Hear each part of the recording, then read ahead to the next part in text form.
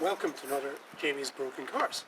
There's not so much going on today, but it's almost exactly 1 year since we bought the XJ-S, and I saw on a forum, I think Pistonheads, that usually older cars in particular tend to get the most spending in the year following new ownership, and I certainly hope that's true. There's been various channels, including Jaguar's Driveway, where James, who runs that channel, has a different approach to car ownership. He lives in different circumstances. He's not so fortunate to have a big workshop and all the tools as I do. And some time ago, he produced a video documenting what he'd spent in his first year of ownership. I thought I'll do the same. I'll admit that the numbers, once added up, are a bit higher than I had in mind. And hopefully next year is a little bit cheaper. So I'm going to start with the obvious. Between insurance, this year's MOT, and the vehicle excise duty, the road tax, I've spent approximately £514 for the year. That's not a problem with an XJ-S, that's just what it costs to insure and tax and drive a car on the road. So that's okay. Engine and transmission. If you recall, this car had been laid up for around 17-18 years, and it was lightly recommissioned. Nothing was really done properly. The absolute minimum to get it back drivable, to drive on the road. And as soon as I got it, I knew I was going to do a whole bunch of stuff and give it a real good major servicing. So without further ado, within the engine and transmission category, I spent £39.74 on set 12 spark plugs. I spent £131.30 on the injector and injector hose kit from Master Injector UK. I spent just shy of £64 on thermostats, gaskets and fresh coolant. I've got a total of £88.95 for oil filter, fuel filter, both air filters, and I don't think I produced a video of those at the time, but both filters in the airboxes were wrong, and they were for a different model of XJ-S on the left and right hand side of the engine. That included the sump plug as well. When I did the spark plugs, the HT leads fell apart in my hands, so that was unplanned £51.43 for high tension leads. I still had a misfire. I spent £40 on a new ignition amplifier trying to fix that. There was nothing wrong with the old one. It didn't really need that, but I have a spare one now anyway. I have £19.50 for a new gasket set for the General Motors Turbo Hydromatic 400 3-speed automatic gearbox. I spent about £30 converted from euros on Jonas, the Jag Improver's Teflon throttle linkage bushes. They were well worth it. And similarly about £100 on Jonas's auxiliary air valve rebuild kit. About £75 for engine oil and gearbox oil, which brings us to around £639.30 for engine and transmission stuff. Like I said, most of that was planned, not all of it, but there we are. On the way home, I managed to ground the exhaust, which was hanging down after its 600-mile trip, the most mileage the car had done since about 2001, on a hill, or a little bump in the road down there. I ended up buying new bushers because the rubbers were all shot, and I paid a local exhaust fabricator some money to improve the centre pipes, which had been cut and really poorly sleeved together.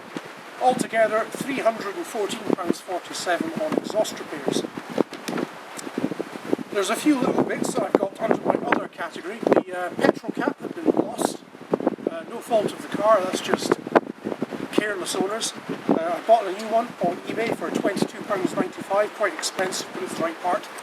The cigarette lighter was non-operative, badly oxidised and beyond saving, £4.99 on a new one. And the cabin fans were inoperative as well, with the usual XJ-S/Delta problem of the control boards broken. So some new resistors, diodes, Darlington transistors for around £50 got them working. But because I'm in more quantities, I had to spend that much. I've got a whole bunch of spares here. So that's a total of about £78 on other stuff. Where the car bit, and I wasn't expecting this, but this is just the nature of the beast, was wheels, brakes and suspension. There was a fresh MOT on the car, and I've done no miles since. I have my doubts about the validity of that MOT.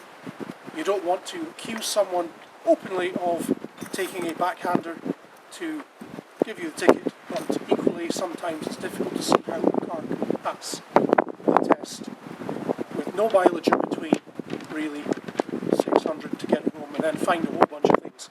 So, radius arm bushings, knackered, £65.89 for new Metalastic bushers. I only did the one arm, I did the one that's broken.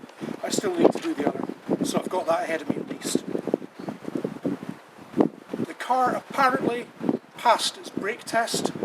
The brakes were roughly in balance, but the rears should not have passed on efficiency. Each caliper, inboard brakes at the rear, one piston in each caliper was completely seized, and on one caliper the bridge pipe was crushed, and the other piston on the other side of it wasn't completely seized but it did stick.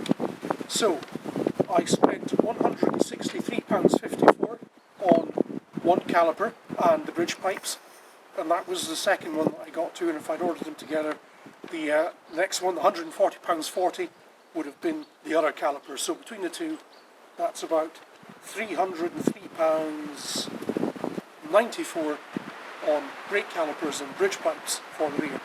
£44.74, very reasonable I think for the rear discs. Changing them is not the easiest, although having said that, dropping the independent rear suspension really is not the difficult task people make it out to be. Rear handbrake pads, £19.50. They failed immediately, more or less, after just a couple hundred miles. Useless, false economy, that was £19.50 down the drain. Did cover that in a previous video. The seller wasn't very interested, suggested I'd over-tighten the retaining screw, which is nonsense. The calipers were just crap. The brake pedal was extremely heavy to bring the car to a halt. Partly that was because the rear brakes were completely ineffective, partly also it's because the accumulator, the hydraulic accumulator covered in the previous video for the Teves ABS system was shot. That's possibly the single most expensive thing I bought for the car, £196.96 for the new accumulator, the little grapefruit sized ball with the nitrogen charge behind the diaphragm. Front brake pads are very, very reasonable, £16.80 for new stock Lucas Gurley. Front wheel bearing was about £20, or wheel bearing set, that's both bearings. Front brake discs are very reasonable, roughly £40, and the handbrake pads to replace the ones which failed were about £70. All in, that is a more or less entirely unplanned £750.83 on wheels, brakes and suspension stuff, bringing my total running cost, excluding fuel, because I didn't keep track of what that was, but I've had quite a bit of miles and spent a lot on petrol as well, to £2,296.54. Had I paid anyone else to do all this work, I probably would not have been far off Jimbo's Garage's bill. Fortunately, I chose to spend all my money on previous bad mistakes like tools and things like that, so I've kept this bill relatively contained. Fingers crossed 2022-2023 is a bit less than that. I know there's a few jobs to do, but hopefully we're on a downward trajectory and most of that spend is just catching up on total lack of maintenance for a 17-year period. Thank you very much, and if you're enjoying the channel, please do subscribe. I don't usually do this, but it does seem to be gaining some traction, which I'm surprised at. It gives me some encouragement to carry on, if nothing else. Take care, all the best, and I'll see you in the next video.